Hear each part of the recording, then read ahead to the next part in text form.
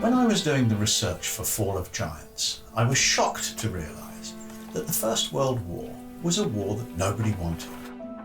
No European leader on either side meant it to happen.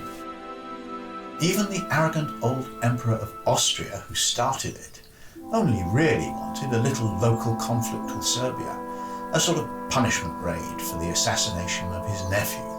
But one by one, the emperors and prime ministers, without intending war, made decisions, logical, moderate decisions, each of which took us a small step closer to the most terrible conflict the world had ever known.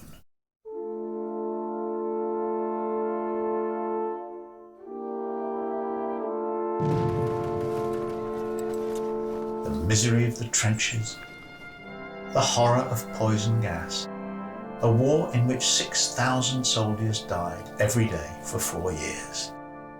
A war which I came to believe was fought by mistake. The awful thought that occurred to me was, could that happen again?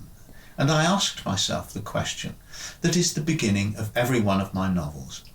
Could I write a story about that? How would it start? In my story, what would be our equivalent of the assassination that ignited World War I? I interviewed people involved in decision-making at the highest level and asked them what did they see as the flashpoints of today, the modern equivalents of Serbia or Alsace-Lorraine. Kim Darroch was National Security Advisor to Prime Minister David Cameron and later British Ambassador in Washington. He's now Lord Darroch. My story involves connections between terrorism and organised crime, and you feel that's important. A fascinating aspect to the story you are telling, because it took me back to my National Security Advisor days and what we used to hear about the connections between organised crime and terrorism, and particularly organised crime and people trafficking. Combine this with thinking about where do terrorists get their money from? Because it's quite an expensive business. Buying weapons, looking after yourself between your terrorist outrages or whatever wars you are fighting. I mean, it's not a very big step from, I promise you, from someone who does people trafficking to someone who works for or is part of ISIS. That connection is very, very close. Sometimes they're one and the same thing. Baroness Catherine Ashton was for 5 years the European High Representative responsible for foreign affairs, effectively the foreign minister of the European Union. And she's a friend of mine, and she has read the first draft of Never and given me extensive notes. You've read my chapter in Never, in which a stolen American drone is used to bomb an African city. Can you tell me how you would picture the president and his or her cabinet reacting to that? So all events that happen of significance across the world are monitored 24 hours a day, 365 days of the year in the Situation Room.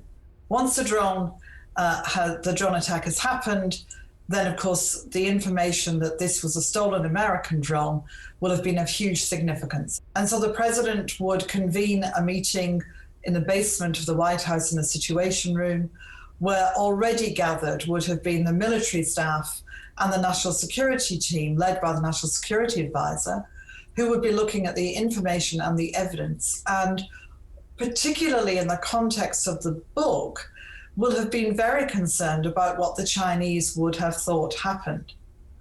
And information would have gone directly to Beijing as swiftly as possible to explain this was not US action. Because these incidents, as the book so brilliantly shows, so quickly turn and change and move forward in ways that you cannot predict. I studied the ways in which civilization today is menaced by terrorism, by the remorseless expansion of the Sahara Desert, by the reckless ambitions of newly wealthy countries and the stubborn determination of declining powers to hold on to what they've got. There's no shortage of dangerous situations. I thought of the great powers of today and asked, would our leaders be any better than those of 1914 at avoiding war, at finding peaceful solutions to quarrels between countries? I talked to people about how diplomacy may defuse a conflict and how pride and aggression can make a problem into a crisis. And I began to see the shape of my novel. It's a story that moves from the West Wing of the White House to the Sahara Desert and from there to Beijing. I imagined a small group of smart, dedicated, tough-minded characters struggling to prevent the outbreak of a terrible war. A young American woman working for the CIA in North Africa, a Chinese spy master married to a glamorous TV star, a handsome French secret agent, a woman president of the United States. When I started writing, I didn't know how it would end, and you won't know until the very last page. The book is called Never. I hope you enjoy it, and I hope it never happens.